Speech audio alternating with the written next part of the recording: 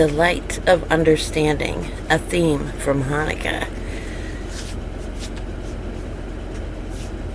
I thought maybe I could paint a picture for those who have yet to experience it of what it is like when this light of understanding comes into our experience. We all have precepts, ideas of righteousness. You shouldn't do that to that animal. You shouldn't do that to that person. You should not take that. You should not do that. Thou shalt not, thou shalt not, thou shalt not. And we put these up like rock walls. And we've done it so much in our society today that we are basically shut-ins if we're not with our clique.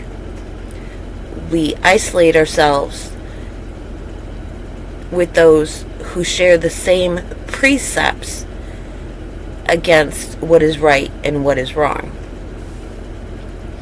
And so we basically become shut-ins. We become very limited, very confined. And then that day comes when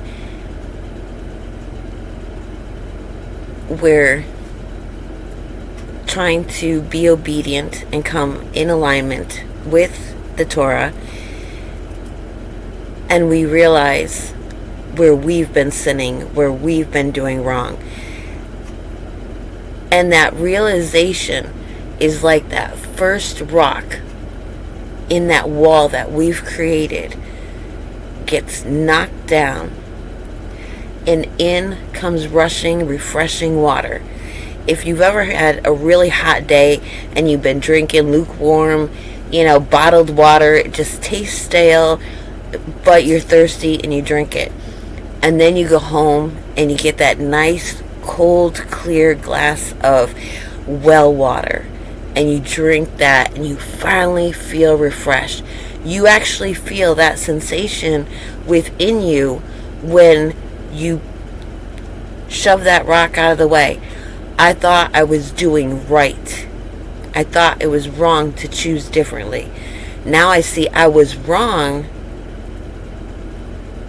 by putting that limitation there and judging people who did this thing. I'm doing this thing just in this manner and not in the manner they're doing. So you get that taste of justice, true justice, for the first time in your life. And it feels like that refreshing glass of water. And you'll actually feel it inside you, like that fresh cold water just hit somewhere in your body. And you want more of it. To like hot day, tap water, you get that cold water and you're drinking and you're drinking and you're drinking and you're drinking. And sometimes it's like, oh, I drank too much cold water there. And so that's going to be prevented in us. We're not going to overdose on, all at once become full of these living waters of righteous precepts and determinations of discernment. And so you start to have those on occasion where you are crying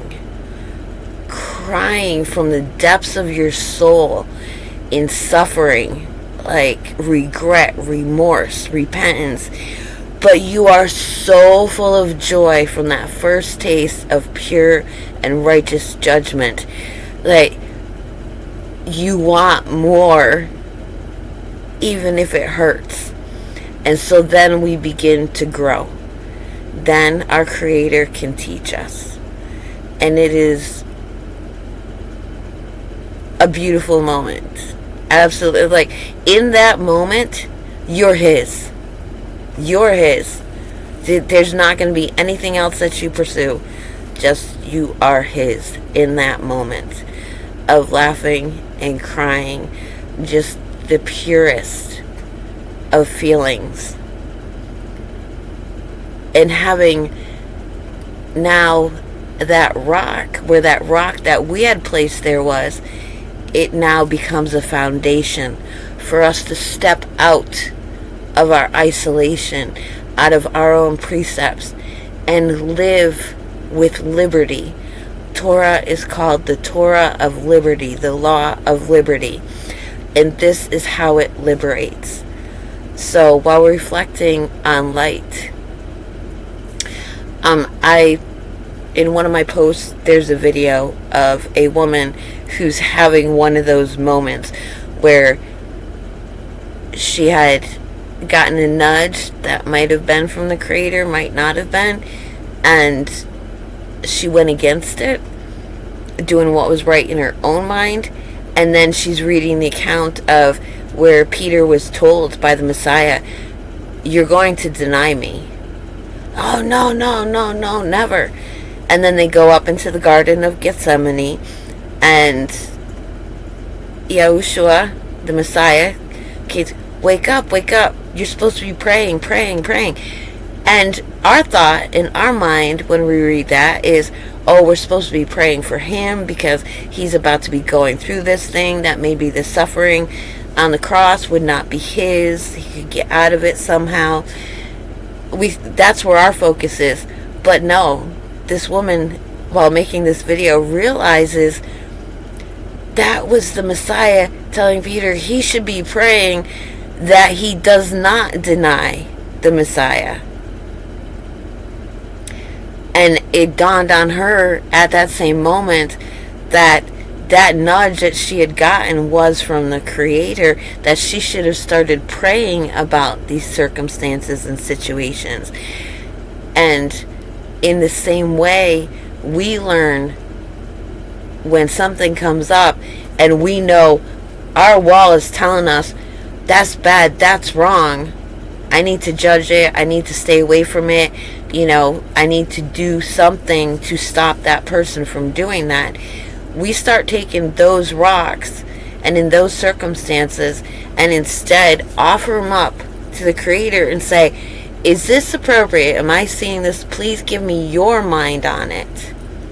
Because I've been holding on to this since I was a child. Thou shalt not. And that is that which we shall not do. And so you give it to the Creator. He gives a response. And we have His perspective on the matter. And we've got another foundation stone. A little porch to step out on. To come out of our isolation, our homeboundedness. It's a beautiful thing. And I hope this sharing helps somebody.